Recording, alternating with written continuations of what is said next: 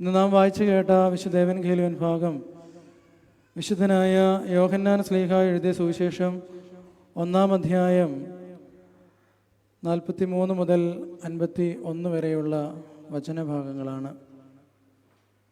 രക്ഷകനായ യേശു ആരാണെന്ന്, മശിഹ ആരാണെന്ന് സമൂഹത്തിൽ തിരയുന്ന വേദഗ്രന്ഥങ്ങളിൽ നിന്ന് പഠിച്ച് മനസ്സിലാക്കുവാൻ ശ്രമിക്കുന്ന 2 യുവാക്കളെയാണ് ഇന്നത്തെ വേദഭാഗം നമ്മോട് സാക്ഷിക്കുന്നത്.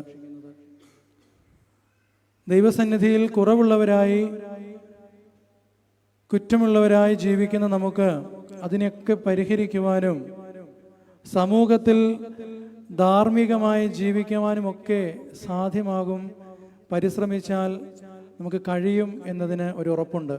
എന്നാൽ ദൈവവചനം ഇന്ന് നമ്മോട് സംസാരിക്കുകയാണ് ആത്മാവിൽ കപടമില്ലാതെ ജീവിക്കുക എന്നുള്ളത്. ആത്മാവിൽ കപടമില്ലാതെ ജീവിക്കുക, കാപട്യം നിറഞ്ഞ മനോഭാവത്തോടുകൂടി ജീവിതത്തിൻ്റെ പ്രവൃത്തികളോടുകൂടി ജീവിക്കുന്ന എന്നോടും നിങ്ങളോടും വളരെ മനോഹരമായി വേദഭാഗം സാക്ഷിക്കുകയാണ്. കപടതയില്ലാതെ ജീവിക്കുവാൻ നമുക്ക് സാധ്യമാകണം. അവിടെ ദൈവത്തിൻ്റെ അളവറ്റ സ്നേഹവും അളവറ്റ കൃപയും കരുതലും വാത്സല്യവും ഒക്കെ ഇടപെടുന്ന, ഇറങ്ങി വരുന്ന ഒരു ആവിഷ്കരണം നമുക്ക് കാണുവാനായിട്ട് കഴിയുന്നുണ്ട്. അതുകൊണ്ടാണ് നഥാനിയേലിനെ കുറിച്ച് യേശു തമ്പുരാൻ സാക്ഷിക്കുകയാണ്, അവനിൽ കളങ്കമില്ല, അവനിൽ കപടമില്ല എന്നുള്ളത്. എത്ര മനോഹരമാണല്ലേ, എത്ര സുന്ദരമായ വാക്യം, അവനിൽ കപടമില്ല എന്ന്. എന്നെ അറിയുന്ന, നിങ്ങളെ അറിയുന്ന, എന്നെ വിളിക്കുന്ന, നിങ്ങളെ വിളിക്കുന്ന, എന്നെ കാണുന്ന, നിങ്ങളെ കാണുന്ന ഒരു ദൈവം നമ്മുടെ ജീവിതത്തിൽ ഇറങ്ങി വസിക്കുവാൻ, ദൈവകൃപ നമ്മുടെ ജീവിതത്തിൽ സാധ്യമാകുവാൻ, ദൈവത്തിൻ്റെ സാക്ഷ്യം ലഭിക്കുവാൻ, അവനിൽ കളങ്കമില്ല എന്ന സാക്ഷ്യത്തിന് അർഹരായി തീരുവാൻ എനിക്കും നിങ്ങൾക്കുമൊക്കെ സാധ്യമാകണം. ഇന്ന് പലപ്പോഴും കണ്ടുവരുന്നത് വലിയ വലിയ കൂട്ടായ്മകളിലൂടെ, ആത്മീയ പ്രസ്ഥാനങ്ങളിലൂടെ, വചനപ്രഘോഷണ ശുശ്രൂഷകളിലൂടെ ഒക്കെ കടന്നു ചെന്നുകൊണ്ട് ദൈവത്തിൻ്റെ വിളി കേൾക്കുവാൻ, ദൈവത്തിൻ്റെ വാക്ക് കേൾക്കുവാൻ, ദൈവത്തിൻ്റെ നോട്ടം ലഭിക്കുവാൻ, എന്നെയും നിങ്ങളെയും ദൈവം അറിയുവാൻ വേണ്ടി നമ്മുടെ ജീവിതത്തെ ക്രമീകരിക്കുമ്പോൾ യേശു തമ്പുരാൻ നഥാനിയേലിനോട് പറയുന്നു, അത്തിയുടെ കീഴിൽ ഞാൻ നിന്നെ കണ്ടുവെന്ന്.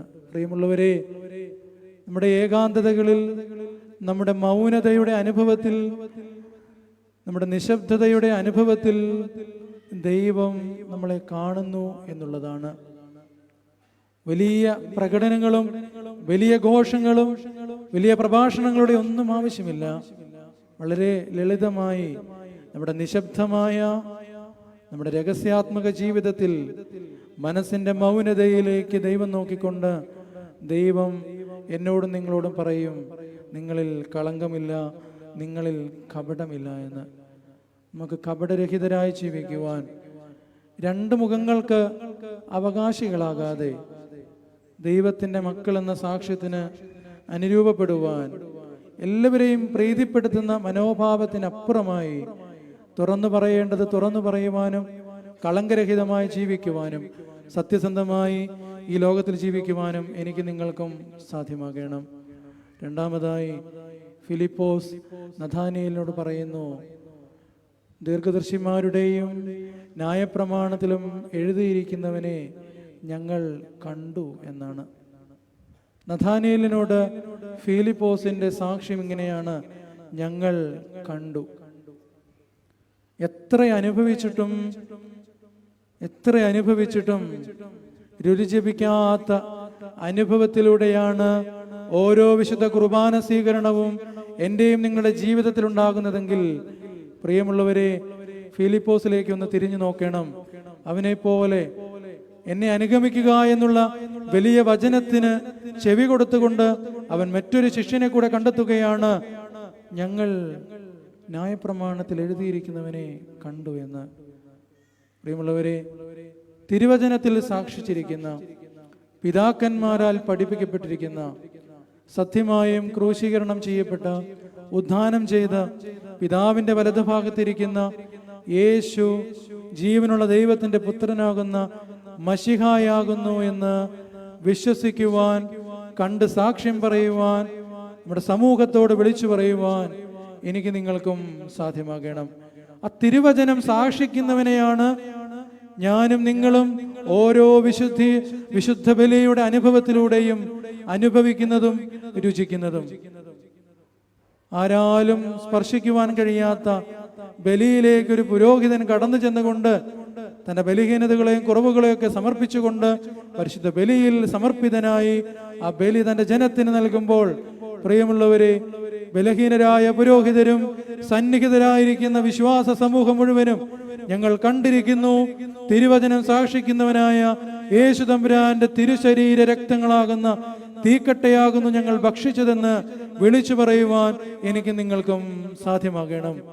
പ്രിയമുള്ളവരെ, നമ്മൾ തിരിച്ചറിയണം, വിലതീരാത്ത ഭോജനത്തിന്റെ അവകാശികളാകുന്നു നാം ഓരോരുത്തരും.